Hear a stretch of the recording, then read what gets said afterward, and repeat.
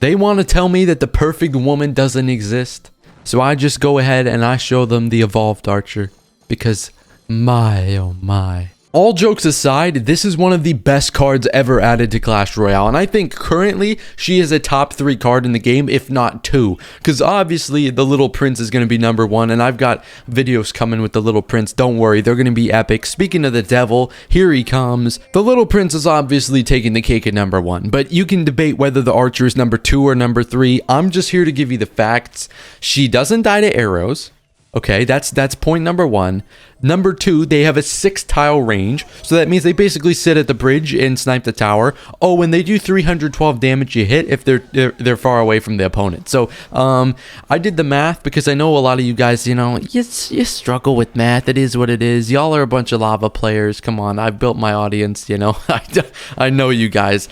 692 damage per second, okay? 692 damage per second if they are both shooting at the same thing. That is ridiculous. And so I'm going to show them off today in lava, of course, because we would have it no other way. But we're just playing this deck that was prominent during the first Archer's meta, which was a little while ago. We're just trying it out because naturally this is a deck that was popular with archers and lava hound, so I'm just going for another lava hound archers deck. And this deck is actually really powerful still because you're going to need the fireball arrows to deal with other opponents' evo archers, and the Inferno Dragon's a very powerful card. If you only have like one air card in this deck, the Inferno Dragon is just beautiful, The deck is similar in playstyle to classic lava. It's a little bit different, obviously, because we don't have the skeleton dragons. However, it's going to be requiring you to play a little more defensively in single, because fireball arrows decks have a tendency to be much more powerful in double elixir when you can actually afford the fireball arrows. So that's my biggest tip right off the bat. You guys are going to need to be less aggressive in single and just try and cycle your archers as much as you can without wasting them. That's going to be the key, so we can get to the evolved archers, which I like to call the strong independent women, because my goodness, they just go off. Like, they are crazy. Like, it is amazing. We're going to use the archers here actually on this graveyard. He does send in a naked graveyard. They do also have the bonus range as part of their buffs. Extra health, bonus range, and bonus damage when standing far away. So as you can see, all we took there was poison damage. He's got a mortar in a graveyard, but he's not going to be able to get back to graveyard. It looks like he uses the ability there. It's not going to do anything for him. The evolved archers, I mean, albeit that was a pretty crappy graveyard, but still, the evolved archers are able to survive the poison long enough to completely defend against the graveyard, and that's only like a small percentage of what they can actually do. Facing off against DJ Peace, he can't be any better than DJ Khaled. I mean, well, to be fair, he can't be any worse. Like, the last thing you want to do is like you see a song with like 3 of your favorite artists, and then the first thing you hear is DJ Khaled, we the best music, they didn't believe in us, Juice World did. Like, I don't have to, do I have to say any more? Just gonna cycle a tombstone here. That's the most nicest timing of an accident. Let's pretend I predicted that hog rider, okay? By the way, Little Prince, is he gonna use his ability? He doesn't. I was thinking he would, so I was getting ready for the Valkyrie, but he didn't play it. You don't want to predict the ability because then he's just going to push you back. That's an important part. So we want to just kind of wait for him to use the ability to play our card, which is kind of a bad thing at a certain point, but naked poison on a lavaloon push is definitely interesting. I mean, this is kind of what you get when you go Mega Knight in the back into a lava push. This is why people love the Inferno Dragon. I know I'm not really an Inferno Dragon connoisseur. It looks like we're just gonna roll this guy, but like, I'm more of a Mega Minion guy, but I definitely can. I'm starting to come over to the Inferno Dragon side. It's just my pure hatred against facing that card is never gonna let me like thoroughly enjoy it. But hey, I understand the benefits to it, because like, that guy was trash. But at the same time, that's a lot of the players you're going to face at League 9. And also, the Inferno Dragon kind of carried us there. Like, the Mega Minion's not going to do that. So, shout out to the Inferno Dragon on that one. That was nice. I'll take free gimme wins any day. But we're here to show off the Evo Archers. So, I apologize if you guys are still here and you haven't seen the Evo Archers gameplay you're craving for. I'm sorry. I promise I will deliver for you. We'll go Tombstone just to start off the game. Another beautifully timed Tombstone. It's almost like I'm just like, I don't know, I'm in my zone today.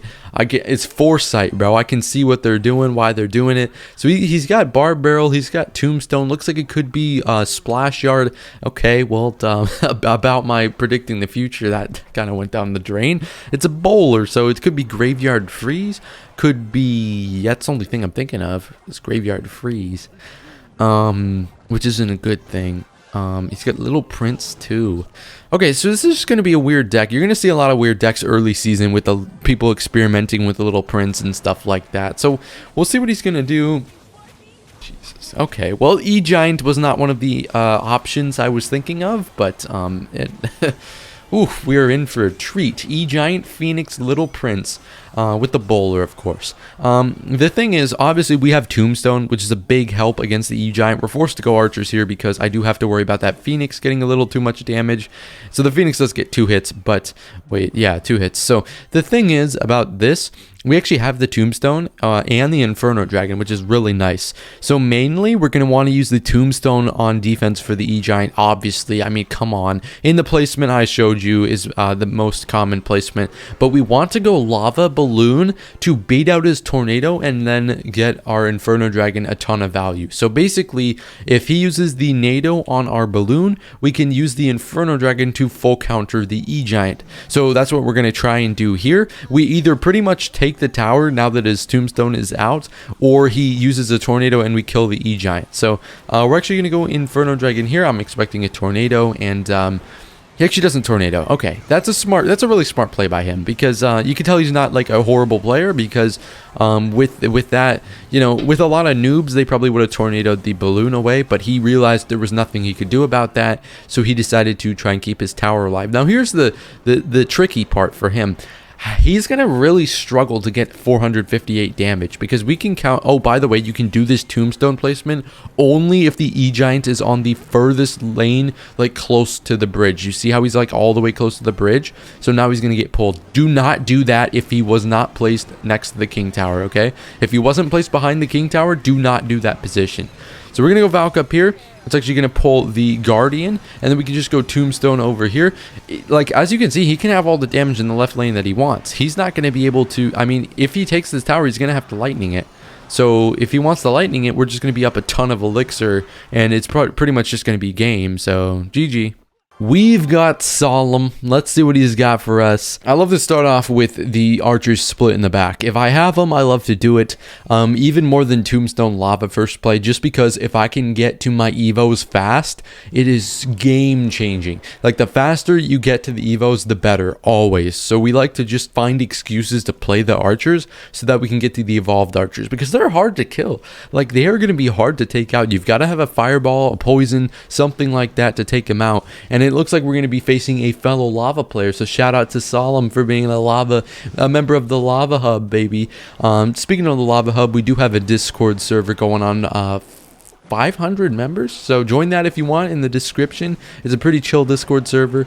We also stream on Twitch as well. I gotta do my shameless plug. I'm sorry. So it looks like we're gonna just tower trade here. It's not my ideal situation. Obviously, we have the advantage early on because of the Inferno Dragon, so it's not really like the greatest play to try and tower trade with them. Not that there's anything wrong with it, it's just, you know, kind of how the flow of the game went with him starting off with Tombstone and everything. But I'm just going Valk here, trying to get something out of him.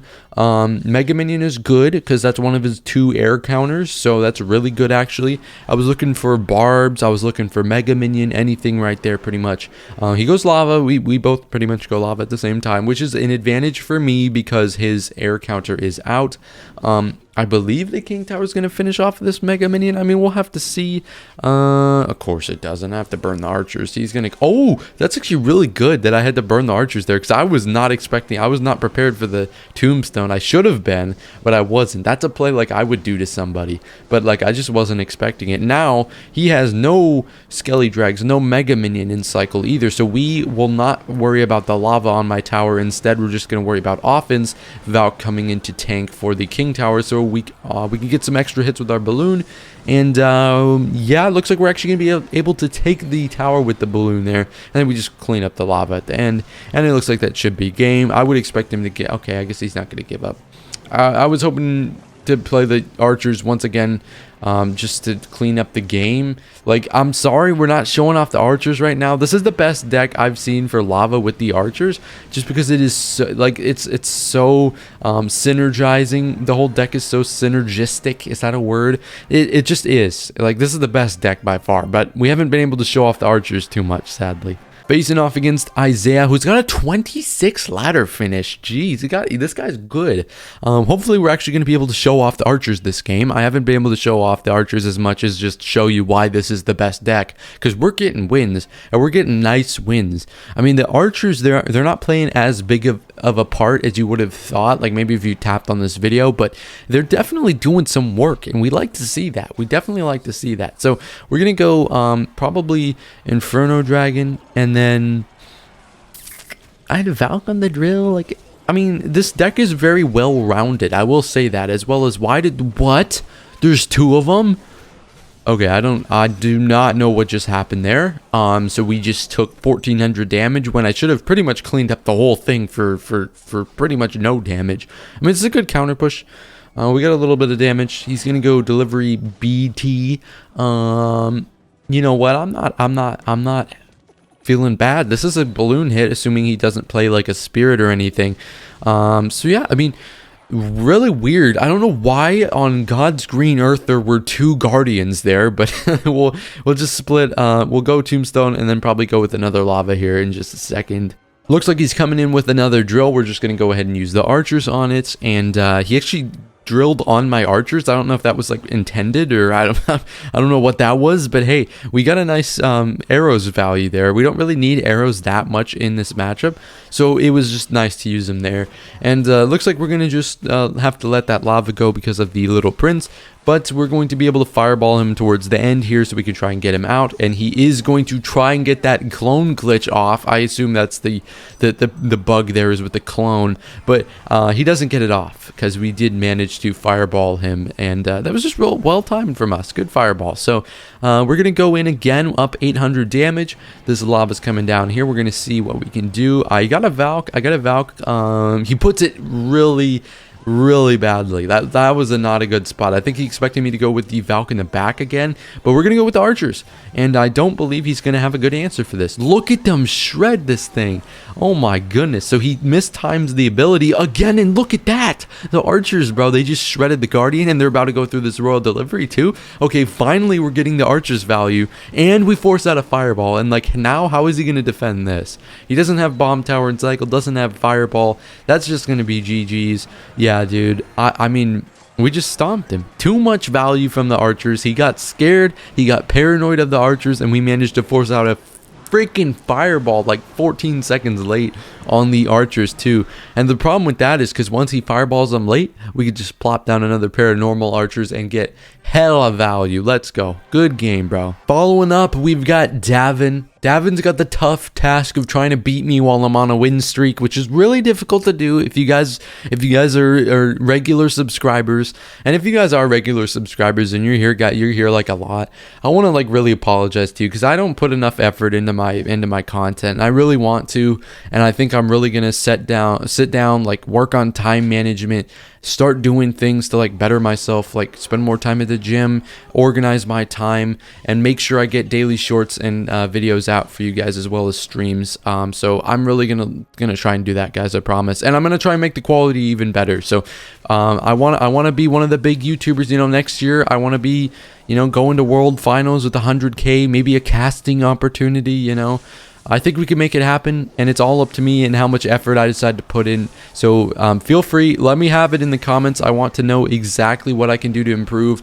I can't really find an editor right now. I'd love to make like really edited content. I'd put money into it as well, but I can't find an editor, so you know, that's tough, but I'll keep looking. But yeah, for sure, I mean, I just want to work really hard, you know, and I want to kind of just, this is a good arrows value. Oh my god, just give me it, bro. Let's go. Good arrows value. But dude, I just want to work. I want to work so really hard, dude. There's no excuse not to get a video out every day, man, besides being lazy, like spending too much time on Fortnite or Valorant or something. Even if I'm not doing that well, you know, even if I'm not like pushing top 100 end season, even though I'd love to, I just want to get out good content for you guys, and that's just my goal. So hopefully I can do that and help you guys love lava as much as I do, because I just love Lava Hound. It's amazing.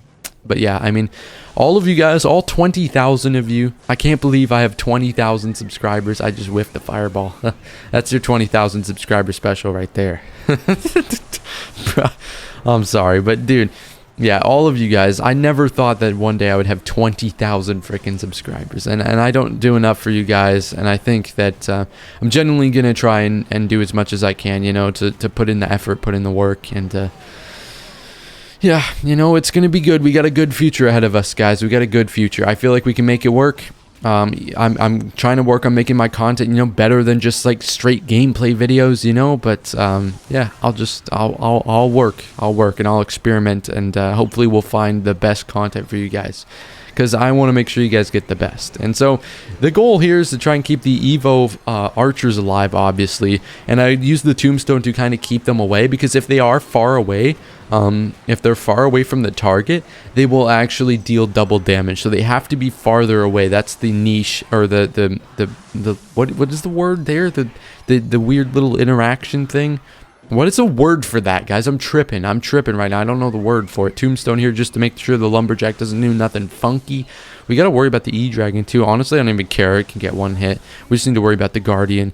And then I believe this isn't going to do enough damage, so we could just fireball arrows, please. Okay, we're good. Thank you. I hope you guys enjoyed the video. Please make sure you guys like and subscribe and comment if you haven't already. Peace. Love you guys, and have a great rest of your day.